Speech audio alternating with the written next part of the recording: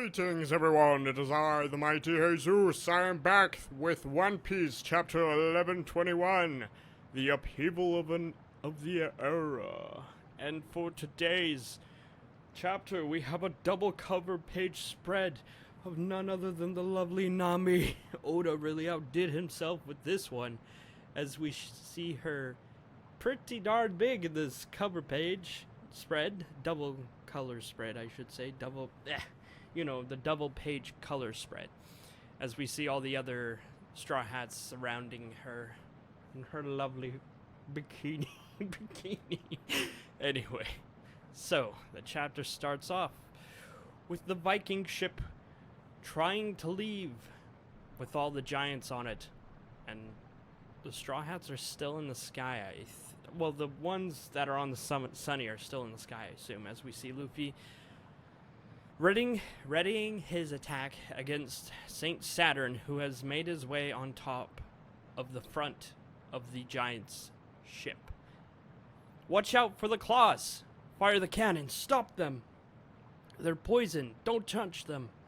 As we Saint Saturn, his barrage of attacks against the giants. We're trying not to touch them, but the attacks are too fierce. And it seems Luffy is doing his damnedest to ready up for an attack. He just keeps coming down to the very end as he's winding up his arm like a propeller. As we see Bonnie also reach her limit and try and go back into the Joy Boy form. And Luffy notices this as well, as we see Saturn go in to attack Bonnie, but Luffy blocks the attack with another attack, sending his attack sideways, missing Bonnie. As we see Bonnie finally get into the air again in her most freest form. Saint Saturn ain't happy about this, as he yells, "Bonnie!" She's literally on the... she's literally running on empty, as we hear her wheezing. "That's it, Bonnie. You do it!" Luffy's cheering her on. I don't know if that was supposed to be, "You can do it," or "You do it." Anyways, we cut back to a bunch of places as the Vegapunk message is nearing its end. One day, the memories of the Void Century will be recalled, and mark my words, that day is coming. The sinking of the world's continents was a man-made disaster brought upon by weapons.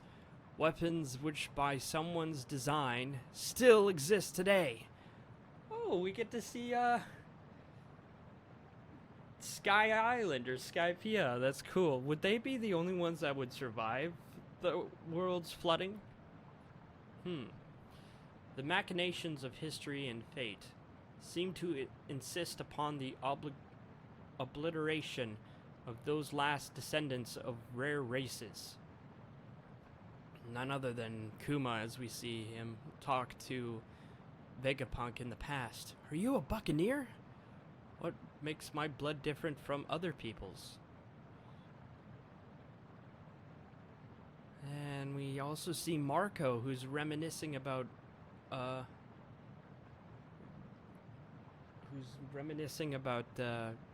none other than Whitebeard. Atop the red line, there used to be a land of gods up there. Moon people, a Lunarian, eh?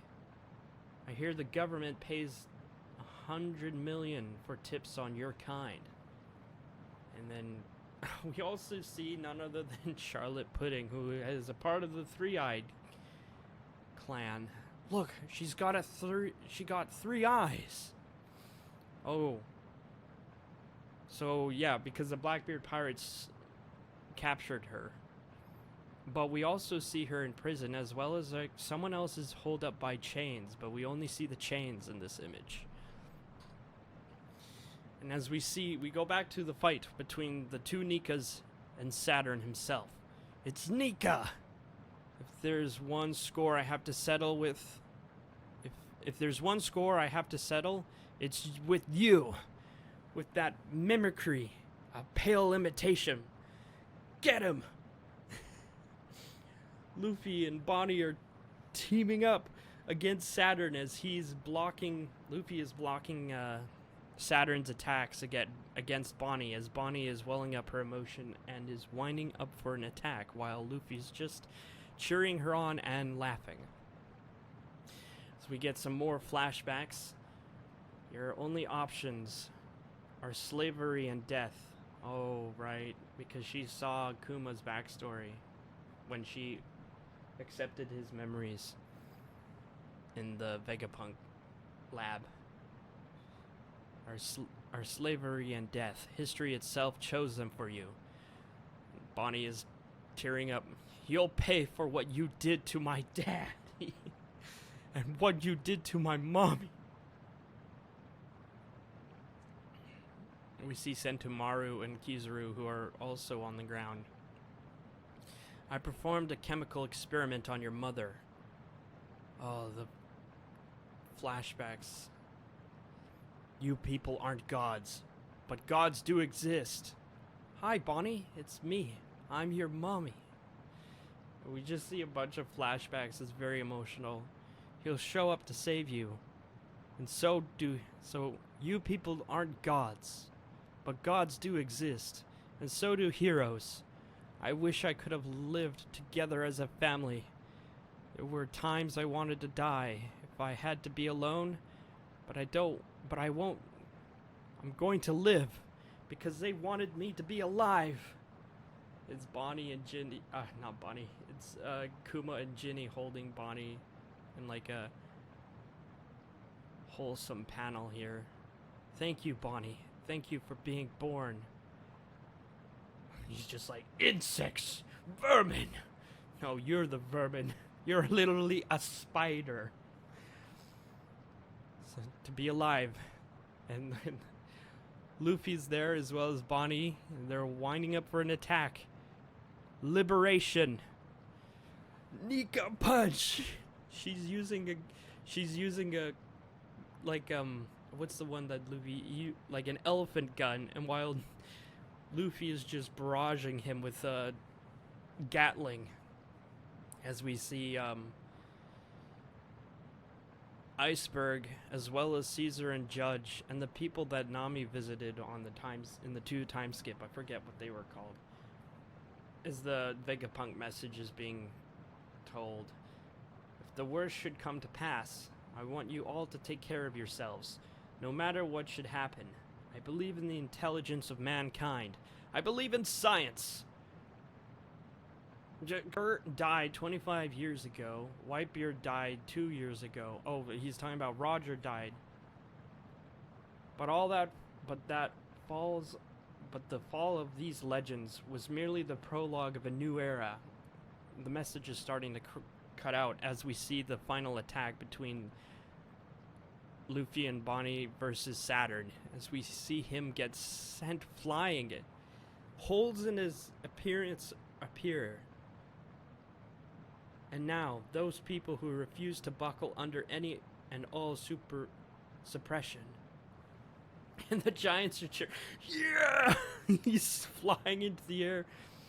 His body is crying in success. He blew it to pieces. Luffy's just laughing. Good job, Bonnie. And the Dory and Broggy are looking up. Look, isn't that your ship?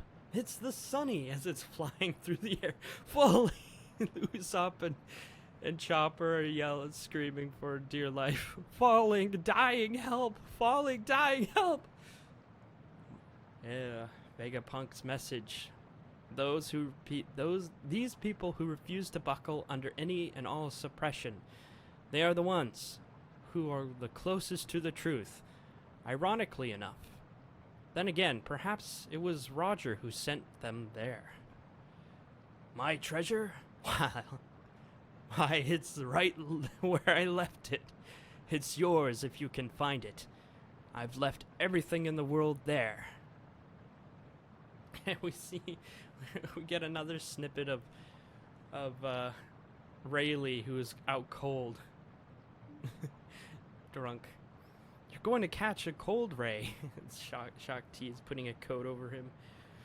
Ooh, Vegapunk, I like the sound of what you're saying. A bunch of pirates from all over the world are reacting to his message. As we see the hideout of the Emperor's Blackbeard, Pirate Island full of lead.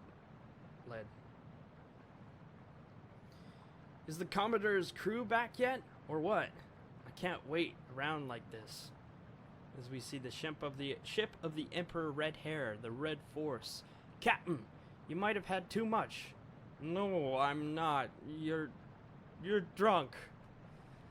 Oh no, what was Shank's reaction to all these messages? We weren't wrong after all, Chairman Buggy. You always find a way to outdo our wildest imagination. Huh? We had no idea the story was this vast. Huh? The hideout of the Emperor. Buggy. Empty Bluffs Island. There's no ceiling to your ambition. we see Buggy's home operation as we see Shanks and Crocodile reacting all this information, unimpressed.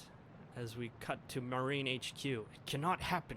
We must find it first. Then who's going to save the people? Think, idiots. Oh, Marines want to find the One Piece now. There's no stopping the tide. The fate of the world now rests in the hands of the ones who find it.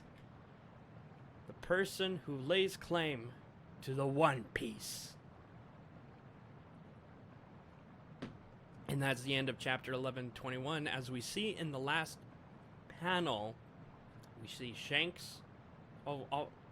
In the top, we see the 4 Yonkos. The person who lays claim to the One Piece. We have Shanks, Luffy, Blackbeard, and Buggy, who's just crying his eyes out. And then in the bottom panels, we have Akinu, the Marine leader, Dragon, Emu, someone who has a saber, but we don't know. His face is obscured and it's in a silhouette, as we also see Kobe, Aokiji, Garling, and Sabo. And this panel was kind of spoiled to me on Twitter, but everyone was like, who is this guy? Who is this shadowy guy? Why aren't other people in this panel? And, you know, and stuff like that. They were upset about this panel for some reason, but it's a pretty cool panel. All the people that are racing towards the One Piece. And those that will take it. But I gotta wonder. People are thinking that guy who's a silhouette and has a saber just like Shanks might be Shanks' twin. Or if even Shanks has a twin, that's the thing. People think it's Shanks. Shanks has a twin now because of this.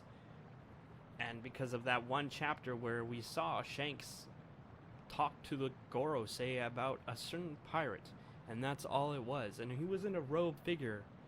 And they Oda made sure not to show Shanks's scar on his eye from Blackbeard. So it's all very mysterious. And that's the end of 1121.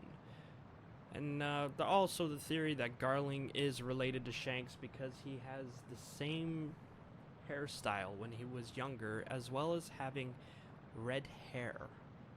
So, that's all we can really assume at this point. We're still hoping on to what happens to Emmett. And was Saturn defeated? Was he killed? Probably not. But looking at his defeated body here was pretty impressive, as he has a bunch of holes in him and his eyes are blotted out. And it's a very emotional chapter with Bonnie. Totally, she deserves all the justice in the world against those that wronged her. Yeah. Well, this is Haysoos signing off. See you in the next chapter. Goodbye.